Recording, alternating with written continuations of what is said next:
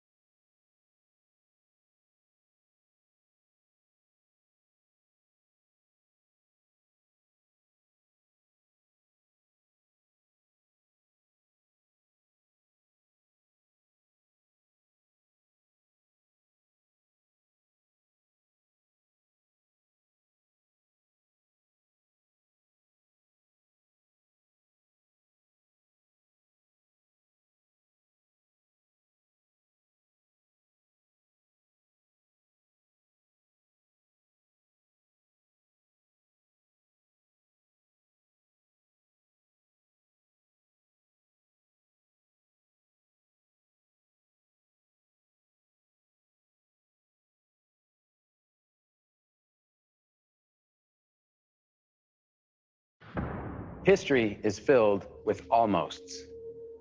Those who almost adventured, who almost achieved. Then there are others. The ones who embrace the moment and commit. They calm their minds and steel their nerves with 4 simple words, whispered since the time of the Romans. Fortune.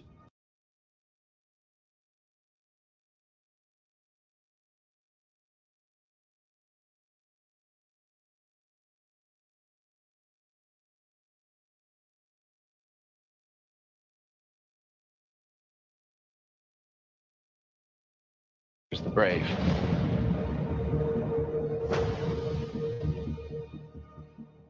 Hey y'all, are you just as inspired as I am by all these sessions and want to learn how to mint your own NFT? We're hosting interactive workshops in 12 different languages on Geckoland. Join us at our Geckoland space on Gathertown for minting workshops.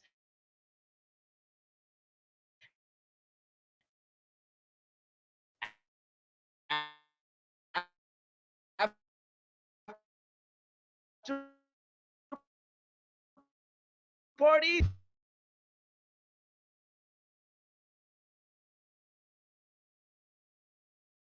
about the current state of NFTs. Well, let's find out from Gauthier Zupingari, co-founder and chief operating officer at nonfungible.com. Take it away, Gauthier.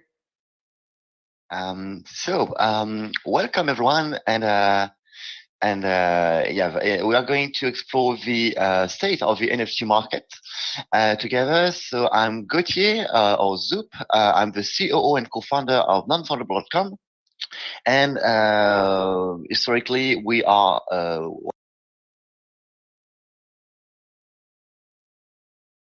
one of the largest NFT data platform. So everything that we'll explore today are based on the data we have scrapped on the blockchain. So let me share my screen to give you a sense of where we are and what's going on in the NFT space. So here we go. So the state of the NFT market. I mean, we hear a lot about NFTs these days, as you may know, but it's really complex to get a sense of how big is the market and how healthy it is. So for that, we'll explore a couple of different metrics. So to begin with, just to give you maybe a notion of what is non-fungible and what we do. Non-fungible is the world's largest NFT database. We have started our journey in 2018, and we are for now we are only tracking Ethereum markets, but down the road we are about to support other chains like Flow, the Binance Smart Chain, Wax, Running, Loom, and others. We do a lot of portfolio valuation. So we have started with Whale more than a year ago, valuating its portfolio on a monthly basis. And we are the publisher of the year NFT year report and quarter reports. And you may have heard about nonfungible.com in a lot of different media like Forbes, Reuters, and others. So, what is the size of the NFT market? In 2021, the NFT market represented a little more than 10 billion USD traded, which is absolutely crazy if you compare that to previous year. In 2020, the NFT market only on Ethereum was about 70 million. So, I mean, that's nothing to see with last year results. In terms of sales, we are seeing an impressive, but not that impressive growth in comparison. So almost 6 million sales so far in November, compared to one last year. And I would say that the most impressive and maybe the best performing metric is the volume of active wallets. That's super important because what you have there, so more than 500,000 active wallets compared to a little less than 100,000. That's extremely important because the volume of a market in terms of USD can be, totally inflated by some speculation, by just a couple of people just trading or purchasing extremely expensive assets. The thing that we see now, more than 500,000 wallets active, means that it's not just a small bubble composed of a couple of wealthy people. We are really facing a massive event, a massive momentum of thousands and thousands of people. So I would say that the growth in terms of active unique wallets is probably the signal of an healthy ecosystem. It's not just about pure speculation. It's about just a global momentum.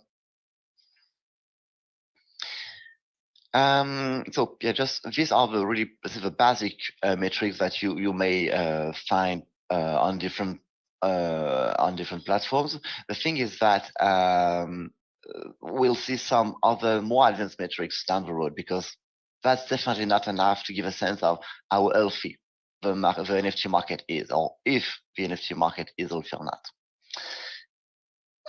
In terms of market distribution, we have tried to make a sense of what are the best performing segments in the NFT space. We have divided the space between collectibles, art, metaverses, sports, utilities, and games.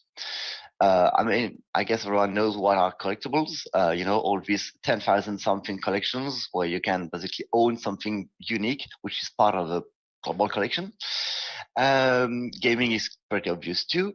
Utilities is maybe not the most obvious segment.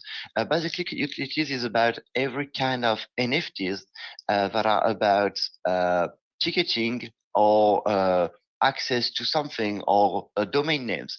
Basically, the point of utilities is really NFTs that bring a real use case in some traditional activity. So you will see that collectibles are definitely the largest segment in the NFT space. These are only the metric for Q3 2021. So over the past quarter, and that's pretty but we were expecting these figures. The collectibles were definitely the most important segment in the space, way ahead art or metaverses. I don't know exactly if it's a good signal for the space. I would say it's more a hype. That's just I won't say, I don't expect this kind of trend to remain long term. I think that we'll see more and more art and metaverses in the next few months, mostly because of the momentum around crypto art, and of course Facebook announcing Meta. So we'll see, but I think this kind of distribution will definitely evolve over time. So that's just a sense of what is the distribution of the market right now, but what is the evolution over time? What you have there is the weekly volume of sales and the weekly volume of USD traded only on the Ethereum blockchain over the past 2 years. So it's not a bug. I mean, this line that you see there over 2020 is just, that was a pretty impressive volume at that time. It's just that it's absolutely not readable compared to the recent peaks. So in this week, in August, basically mid-August 2021, we've seen almost 2 billion USD traded in a single week. That's absolutely crazy. I mean, it's mostly due to collectibles, punks, the board ape clubs, and this kind of extremely valuable collectibles. So this peak is just absolutely mind-blowing, and even if we are seeing some sort of a decrease today, it's absolutely super massive compared to what the NFT space was just 6 months ago. So it's not like the crash after a bubble. It's more something like a stabilization after after the craze in August. Just right now we are at about 200 million USD traded per week. So yeah, that's absolutely crazy. The volume of sales, as you may see, has increased drastically too. And that's interesting to see that at some point you may have absolutely crazy volume of sales like we had in September or early October. But that's not necessarily a valuable or super valuable assets. The peak you have there is almost the all-time high in terms of volume of sales. It's the second all-time high. But in terms of volume of USD traded, that's not crazy. Okay, that's high, but nothing to see with these almost 2 billion there. So we try to get a sense of what is of interest for NFT buyers, and if they are interested in super mega valuable, exclusive, extremely scarce asset, or like more, let's say, basic, average assets. So it looks like people are more and more interested, or they can just afford this, average asset and not the extremely valuable ones worth millions. We get a sense of how many people are active in the space too. Just maybe something before we start digging into this one. The decrease you see there is because we've picked data of really extremely recent data. So the decrease there is just that we have extracted data for a week which was not finished. So you can ignore this last decrease. It's just an unfinished week because we extracted the data on something like Thursday. So that's why.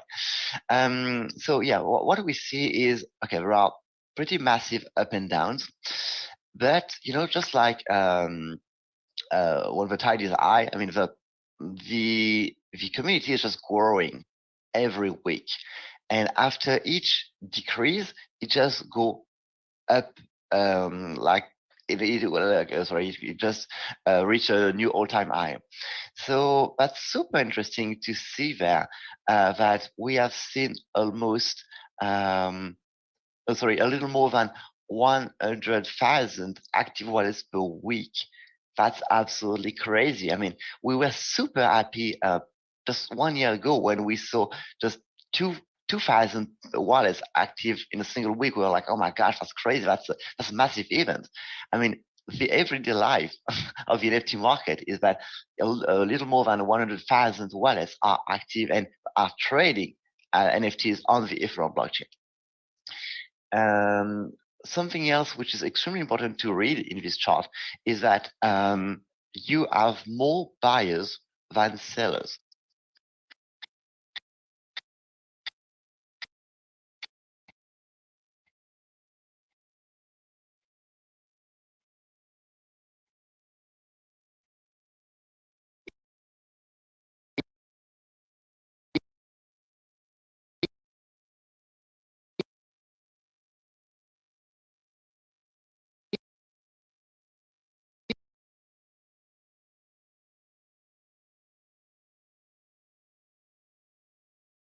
At some point you see more sellers than buyers, that would be an extremely bad signal for the space.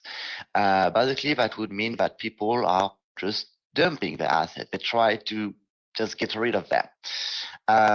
In this kind of trend where you see, crazy amount of buyers, that's an extremely good signal. A lot of newcomers are just trying to fill their bags with the new assets.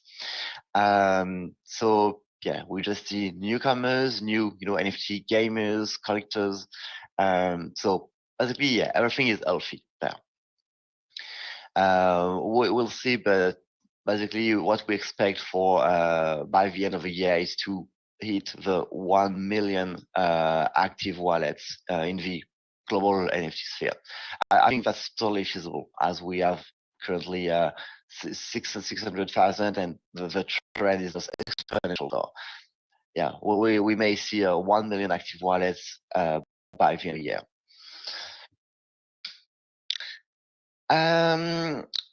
As I said previously, we tried to get a notion of how much USD traded, volume of sales, and basically at the end of the day, we get an idea of how valuable are NFTs. And if you look at this trend, you get two metrics, the average USD price and the monthly ISA. So it was pretty predictable, but we have, this crazy data at around 7 million, 8 million, 6 million. You hear about this from art blogs, from every week. We have this kind of crazy sale. So super interesting to see that over the past year, don't sell us at all. I think that this little dot that you see at the end of 2020 was, I think that was a artwork on Super Rare, if I'm not mistaken. And you get, the F1 111, F1 Delta Time 111, the first F1 Formula One sold on the blockchain. It was this small dot there that is almost barely readable, and at that time it was just a crazy sale. Now no one cares about this one because we see sales at millions every week. So the average price of NFTs is going up. We've seen something like stabilization between July and September, and that's interesting because if you remember the previous chart, that's when we've seen this huge peak. So that huge peak doesn't mean that people were bad, extremely valuable assets. The peak is barely readable there. People were just buying more and more and more assets. So that's super interesting to see that the average value of NFTs, whatever the NFT, is globally going up. So if you purchase almost any kind of NFT 16 months ago, they are basically worth more today. It doesn't mean that it will continue with that trend, and that if you purchase any kind of NFT today, they will worth more tomorrow. I have no idea of that, and I don't recommend anyone to purchase any NFT just like that. Just take time before purchasing. But the average trend is globally going up. I think that's it for the average price and the IS sales. In terms of market distribution, as I say, we have some star projects. Among them, you may have CryptoPunks, Art Blocks, Bored Ape Club, Meebits. Everyone have heard about these ones. Just maybe a notion about Axie Infinity as they have moved to running. This is just a sense of the activity they had on Ethereum before they moved to running. So I guess that today, with the current volume they are making, Axie would be maybe number 1 or maybe number 2, something like that. So this is not the entire activity of Axie Infinity. You may understand why collectibles are so present in the space, in the market distribution. CryptoPunks, Bored Ape Club, Meebits, could these thousands of collections with this 10,000 something. So crypto, like others, collectibles. Interesting to see that even a platform like Super Rare, which is super massive, it doesn't look that big compared to the volume of CryptoPunks. And the big blue square that you have there is just all these thousands of new collections that are popping every day on OpenSea.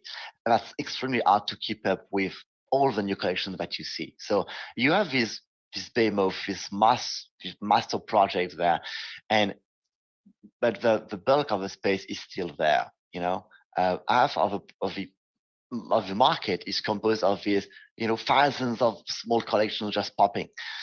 I mean, yeah, that's and when I say small collections, among them you have the Sandbox, you have Decentraland, you have some pretty massive one. Yeah. In terms of peaks, so as I said, we had a peak at almost it was almost 2 billion. Yeah, almost 2 billion.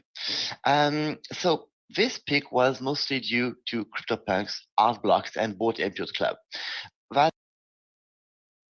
the average, the volume of USD traded per project for the top 10 projects.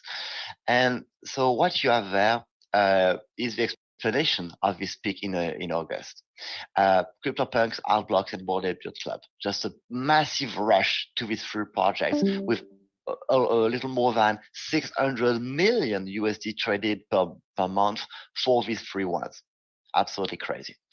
We've seen a peak of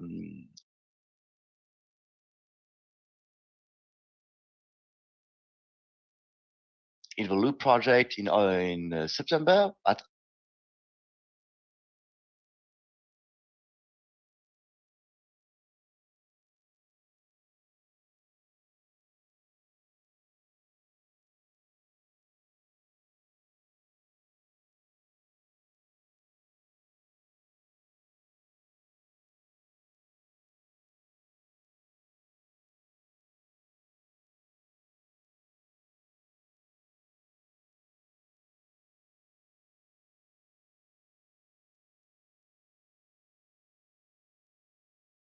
about 200 million. So what you see there is that, okay, November is not done yet. So we're already at the really beginning of November, but we are expecting to see more stabilization basically by the end of the month. We don't expect to see any kind of crazy peak like that. So yeah, we'll see, but it looks like we'll finish 2021 with something like a market stabilization, not a bear market, something like an extremely massive market, extremely active with a lot of liquidity, but maybe not a new peak like that by the end of the year. You may see that Metaverse is basically decreasing in terms of volume. You may have heard about this extremely hyped project in October. So yeah, it went from 0 to 144 million in a single month. We expect to see about 10 million USD traded. That's just an estimation based on the current volume of the current daily volume. So yeah, we definitely see a pretty massive decrease on this collection, which is among the top 10. Something that I like to precise about that. We've seen a lot of metrics, a lot of trends about the size of the market, about the value of the asset and everything. But that doesn't necessarily mean that the market is healthy. So that's why we'll try to go a little deeper and explore what are the metrics that can give you a notion of if a market is healthy or not. Because if you just look at that, everything's okay. I mean, okay, you have billions traded, you have stock collections, and basically you can just make money purchasing NFTs. It's not that easy, and you cannot necessarily make money purchasing NFTs. You can lose money as well. So let's try to explore, how to monitor the health of the market. And I'd like to start with the mythology around NFTs. Everyone gets this notion, this idea that you can make money, you can get rich with NFTs. Mostly because media are especially interested in the most profitable sales, in the crazy sales, and these things happen. If you look at this sale, that's a sale that we have scrapped on nonfungible.com. You can just find all the details of all sales on the website. That's an artwork from Artblocks that has been purchased 9 months ago for 0.1 ETH. It has been resold 9 months later for almost 6 million. So 7 million, sorry. So that guy, in just a single transaction, made almost 7 million with just a single NFT. That's absolutely crazy. I mean, you don't see this kind of market of opportunity in traditional markets. So that's part of the mythology around NFTs. Everyone wants to be that guy and purchase everything as much as they can. The main risk with that is first to just buy stupid stuff, and the second thing is to become totally illiquid. In our market slang, we call that become illiquid. So it means that you're not poor, but everything you own is stuck into NFTs. So you don't have any, money, cash available to do your daily stuff. So when you have to get a little, cash, you have to resell what you have. So these NFTs. And if you are in a hurry, if you have to rush to sell your NFTs, you won't sell them for a good price. If you want to have great deals, you have to be patient. You have to, you need to have as much time as you need. So don't think that it's that easy to be that guy and to make that millions. That's really one sale of thousands.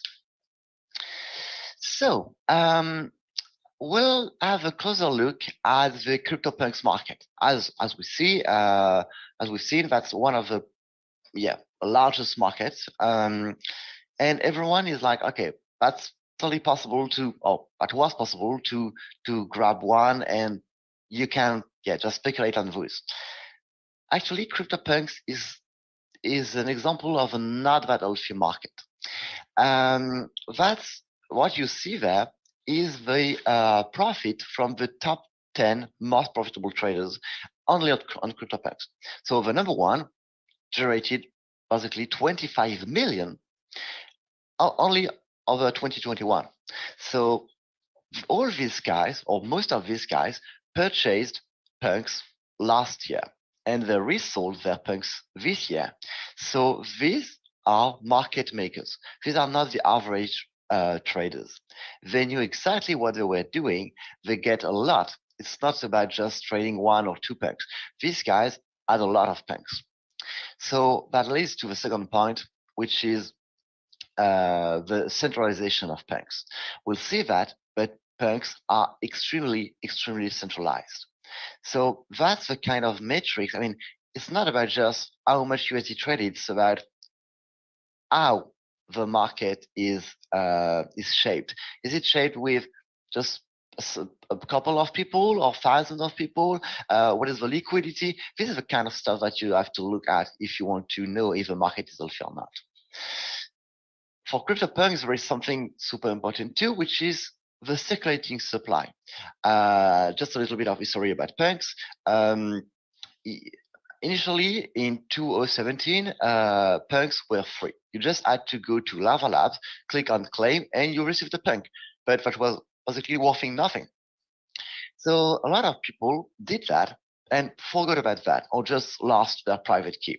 So the circulating supply, but I mean, basically, just 60% of the punks are circulating, and a third of that are completely frozen since basically 2017. They haven't moved at all.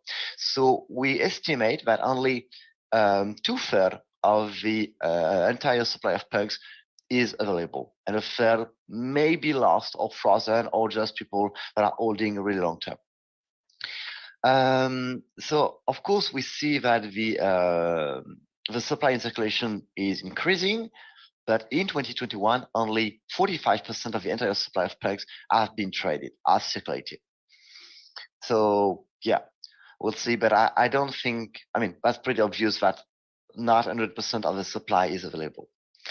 So if you consider that just a couple of people are trading punks and that just 45% of the punks have been traded over this year, you get a notion of the centralization of the market. So the top 10 punk owners, they have 1,700 punks, which is 27% of the available supply, and that's 17% of the entire supply. The top 100 owners have 4,500 punks, which is 72% of the available supply. I mean, this available supply is this green area, so this 60%. So punks are extremely centralized. These top 100 people are definitely creating the market. They are holding because they know they are really pumping the value of the punks. So the floor price you see is not something like a purely organical thing. It's somehow organized by this top 100. I'm not saying that it's just a complete fake and that they are just manipulating the market, but they are making the market. That's part of the game. These top 100 people are able, with this 72% ownership, they're able to make the market. So that's something you have to look at when you want to purchase or invest into NFTs. So we mentioned what we call advanced metrics. So we won't be extremely long about that, but that's important to at least just get a notion of what is possible, what you can look at when you want to analyze a market or project. So we have built a couple of metrics at Non-Fundable that we think are relevant or even necessary to really analyze the market. The first one is what we call the retention rate. What you have there is the retention rate per segment over the past quarter. So what is the retention rate? It's a metric that gives you a sense of what is the loyalty of the community. If people just go play a game just once and then never get back, okay, you may have millions and millions of active wallets on a single project, but these guys will just look at the project and will be like, oh no, that's terrible, I don't want to play that game.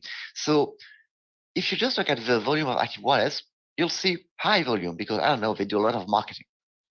But if you look at the retention rate, they will have an extremely low retention rate. So you will know that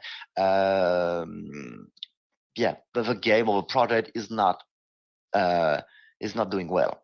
So that's super important to understand how loyal the community is toward a project.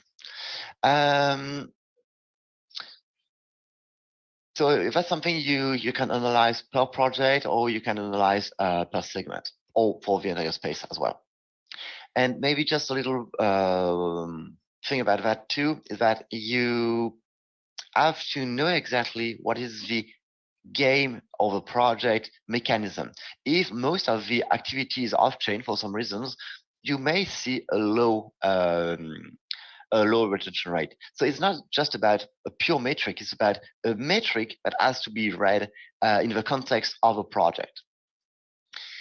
And that's the same for the second one that we love, which is the liquidity rate.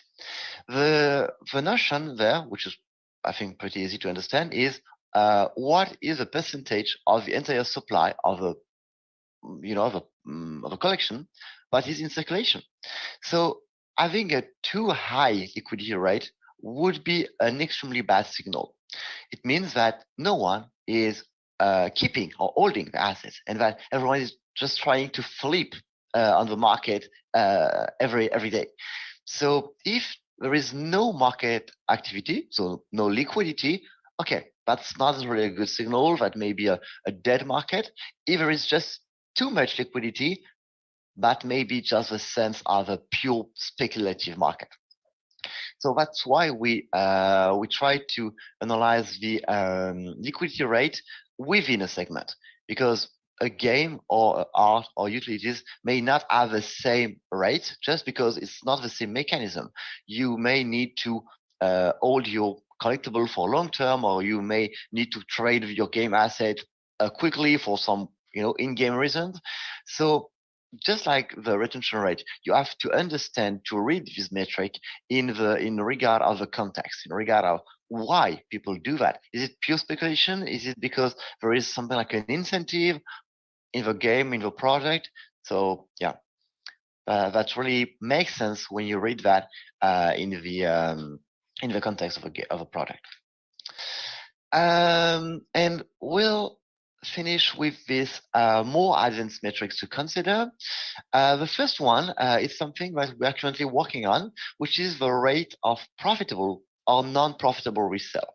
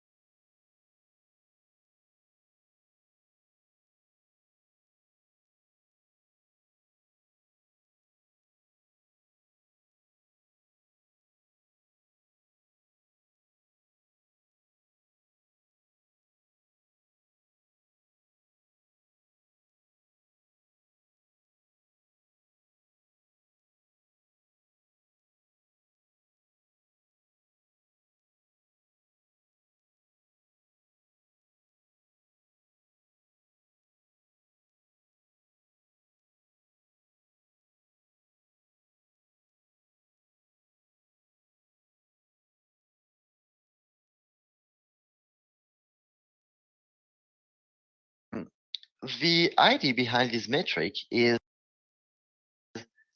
okay, you may see a lot of volume. You may see a lot of people active. You may see a high liquidity rate or something.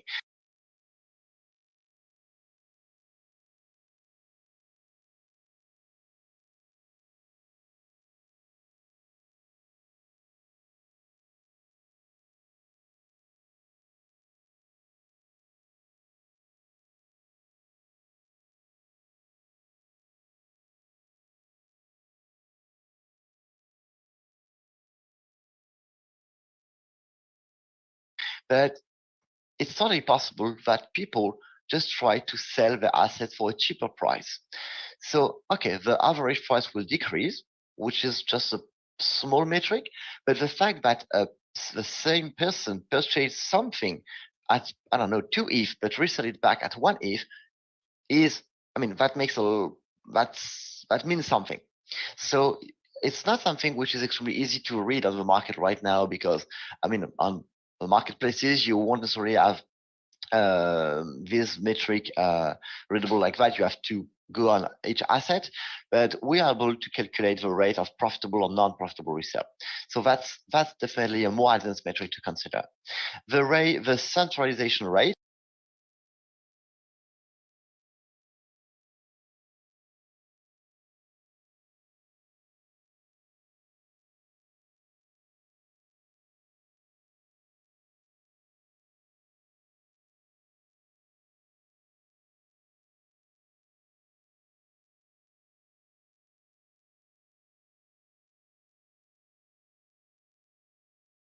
is something that we've seen with CryptoPunks. It's super important too. So it means that basically a couple of people are able to make the market or potentially to crash the market. So before purchasing an NFT, before investing, yeah, you have to consider that as well. The wash trading rate is probably one of the most complex metric to analyze. There is wash trading on the NFT market. It's something we are able to monitor. It's super complex because there are thousands of ways to manipulate a market. But yeah, consider that not all the sales are necessarily legit sales. Some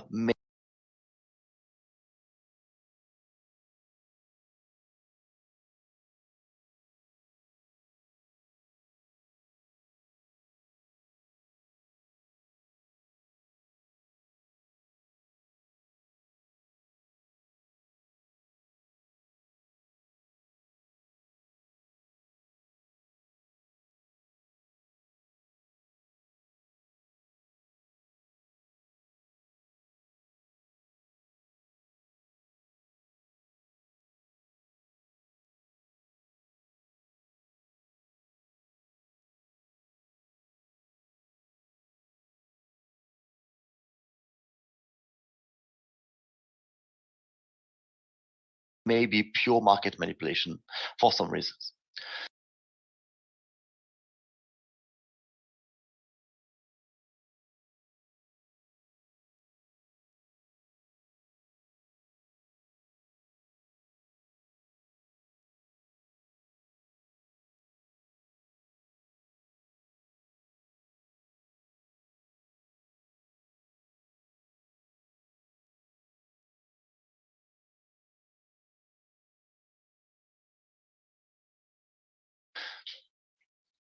The volume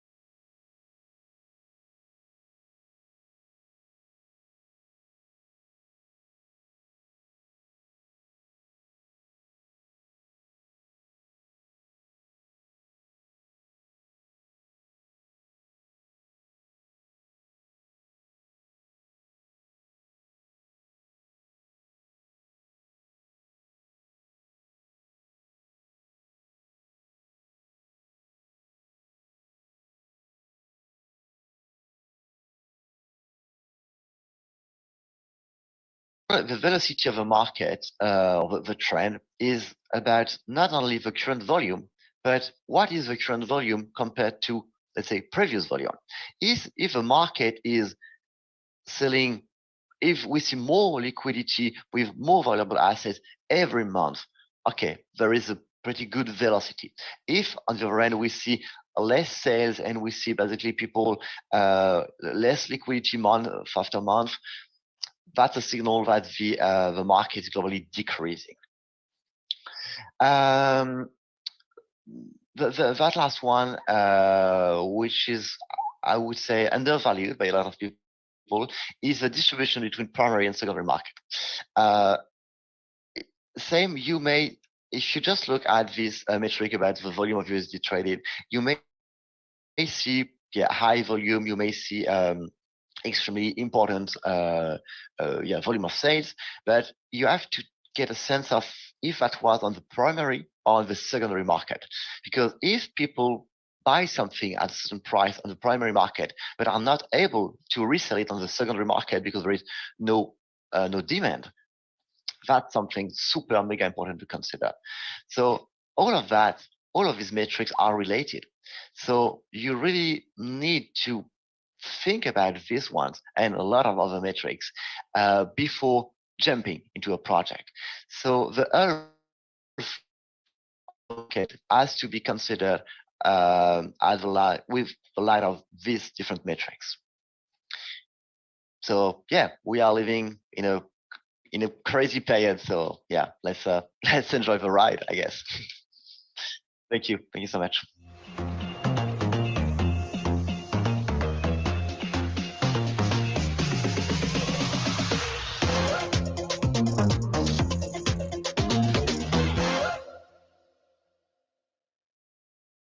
Wow, that was awesome. I hope you enjoyed it as much as I do. Our next session is coming right up. See you there.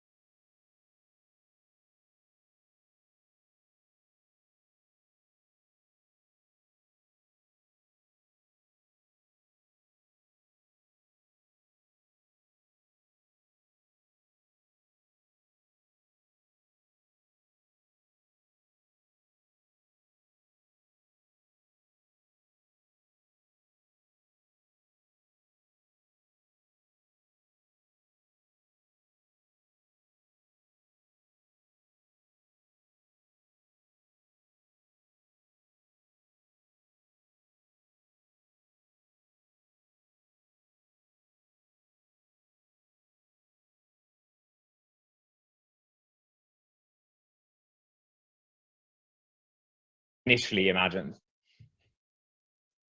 Awesome. On to you, Sebastian. Where do you think we evolve from here, adding on to what Alex said?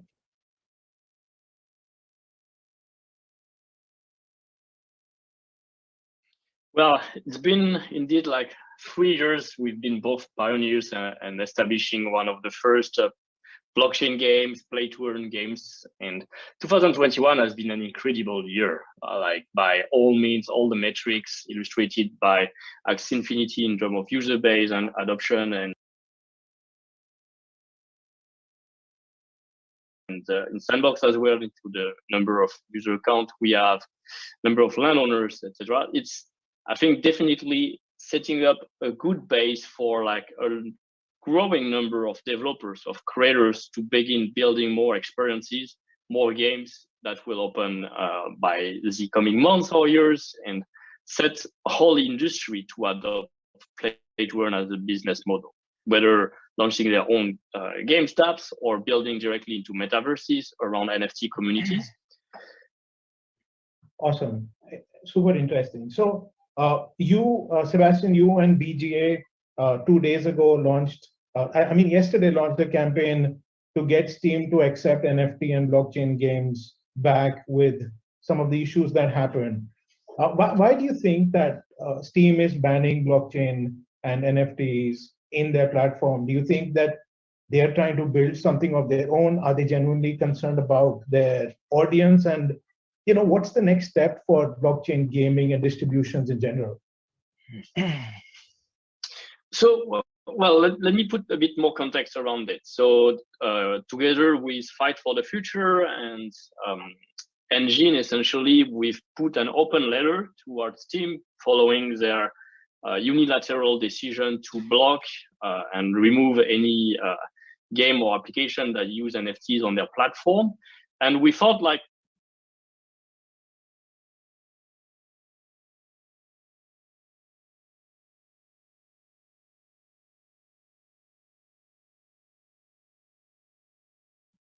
there could be a better way to really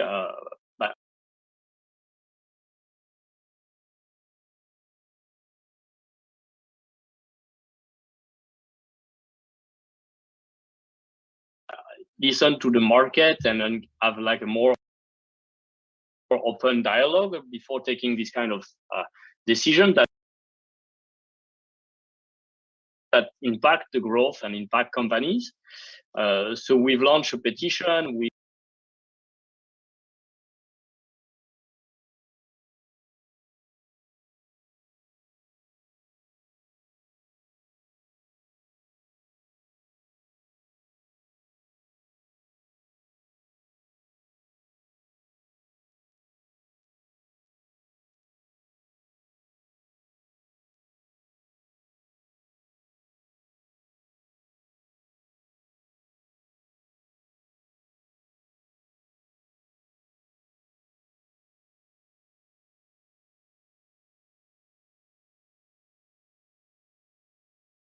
We've got a signature of about 26 members, and now we have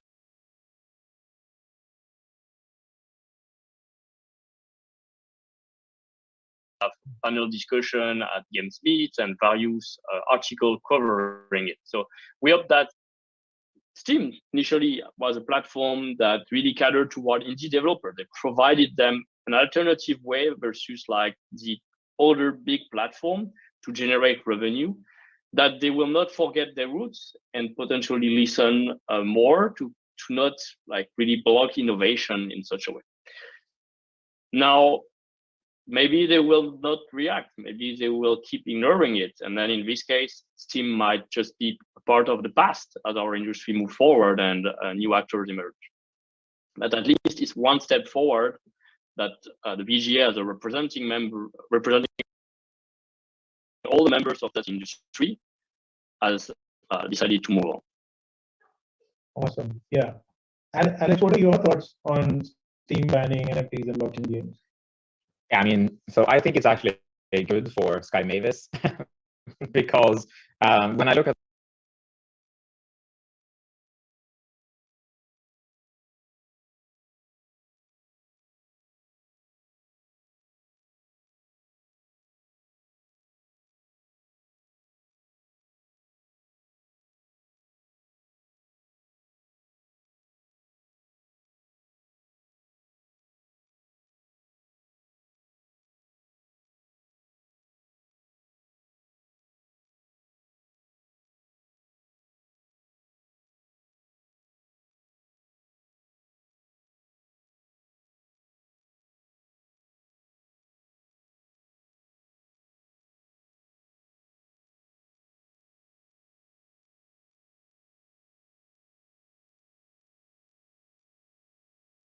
the problems that we had to solve to get the Axie Infinity to where it is today, we needed to be very vertically integrated. And when I say that,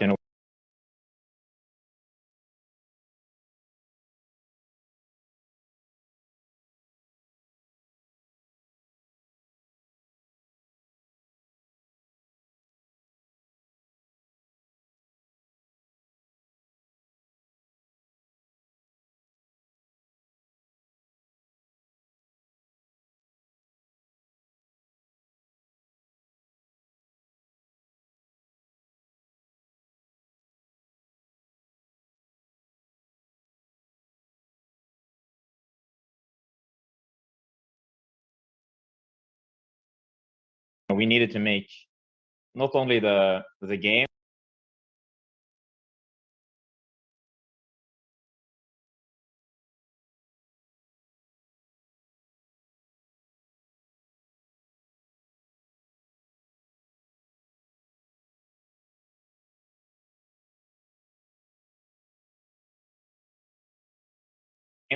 but also the distribution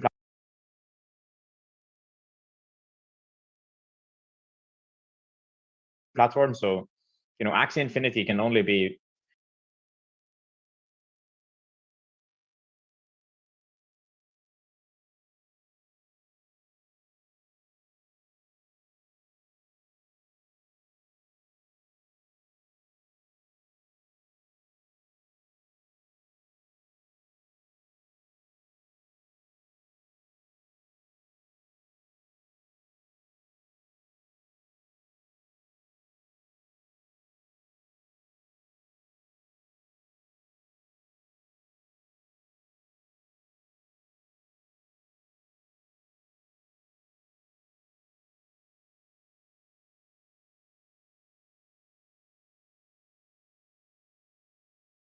after will the block space truly be?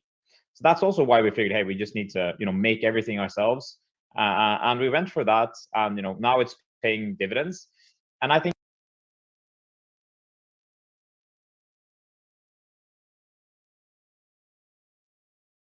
for other game studios who are coming up, they will be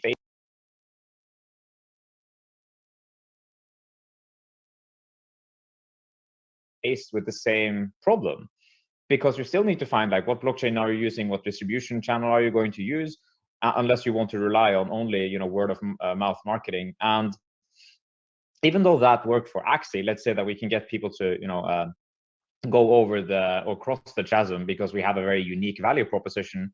What happens when every game has play to earn or some type of mechanic, or they will allow people to own their assets, right? You need to, it will be the same thing as it always was, high quality of game, distribution, how can you get eyeballs of your game? And I think we're just ahead of the curve on this one. Awesome. That is extremely interesting. I think one of the cool things where we're headed is that Web3 is going to make people think about the systems that we've existed that charge 1 to 5% on their business models, and they're not willing to shift from that, because with the way things are headed with play to earn, the fees model has completely been disrupted. One of the questions that I'm really very excited to ask you guys, and I think your visions would help everybody understand where we're headed, is on the metaverse side of things. And there's a lot of chatter about the metaverse, the way Facebook defines it, which is, there's this virtual space, possibly in the VR segment, where a bunch of people can meet, and do stuff. But we've had that in the past. The way we define metaverse in the crypto space is drastically different. For the last few years, we've been sort of looking at more composability. We've been looking at more collaborations, more organizations working together. And Sandbox sort of is having a lot of those elements in it, right? But there is a base difference between the ways the people are defining metaverse in general. So starting with you, Seb, what do you think is the metaverse, and what is the right definition, or is there a right definition right now? I don't know if there's a right definition of the metaverse. Every time you ask someone, they have their own. In the case of Sandbox, for us, essentially a set of digital parallel universes where users can live and engage with all sorts of experiences through an avatar, a 3D character that will be the representation of themselves across all those experiences. We want to build an open metaverse, which is really different from what we are already seeing on the market with Roblox, Fortnite, Facebook Horizon, and all those companies that are been building virtual world or MMORPG for the past 25 years in a very centralized manner, meaning holding the user data and creating a closed economy where the core of the business model is through like retaining users and their asset and preventing them to actually monetize the way they want or not offering them opportunity, like having strict restriction on what users could do. We want to change that. We started to change that essentially by leveraging blockchain technology as like the key infrastructure around it, but allowing users to create their own NFTs and from there hold value, transfer value, build a digital economy of services around them, and virtual land as one of the key pieces where like the experiences will be actually monetized. Mm-hmm. We have already great achievement in terms of the number of landowners, the number of people contributing to this economy as creators, artists, architects, and all sorts of jobs that are born in the metaverse. And there's something that really like the incentive that the true ownership of assets, the incentive of owning the economy and having community-driven incentive have made really different and are starting to shift around versus those centralized virtual world. And it's going to be hard to go back from that afterward. So we are here, we are building that future, and we're seeing more and more game studios being interested into moving forward and embracing the idea of play to earn as well and building experiences that put user first and engage community first. That's, right. I think, essential. Right. So the layer of blockchain adds, ownership and transferability of items, which we did not have with the way the internet was before.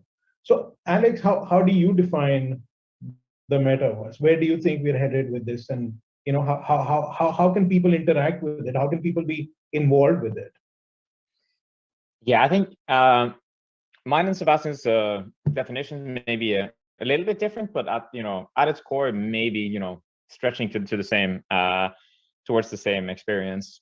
For me, it's all about that there's a persistent world and a shared state among all the people who are in that specific universe. And also that the assets can travel between the universe. So, by that definition, Axie might as well be a metaverse, but we just try to, I define it more as a game universe because we will have many different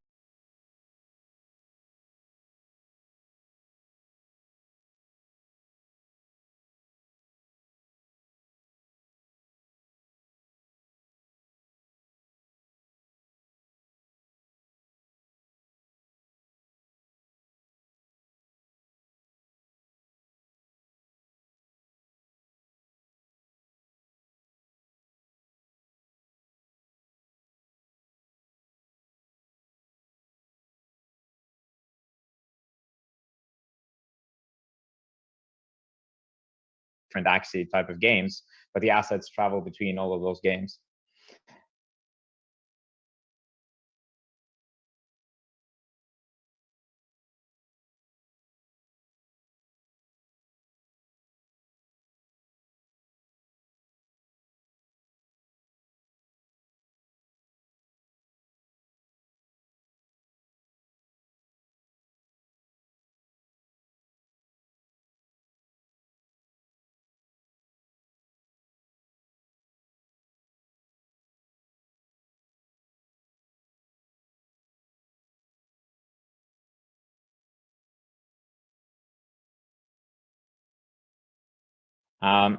So what I'm excited about, like what I think is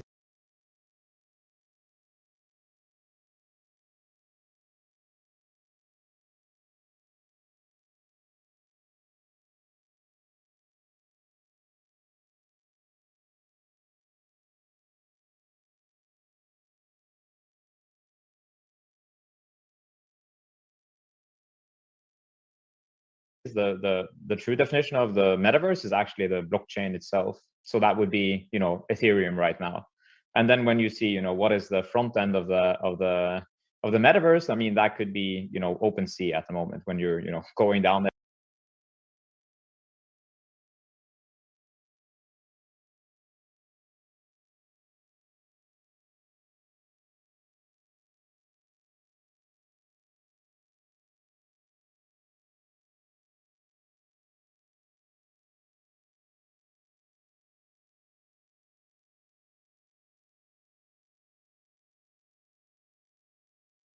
There and you see all the assets because they are on the same place, right? Anyone can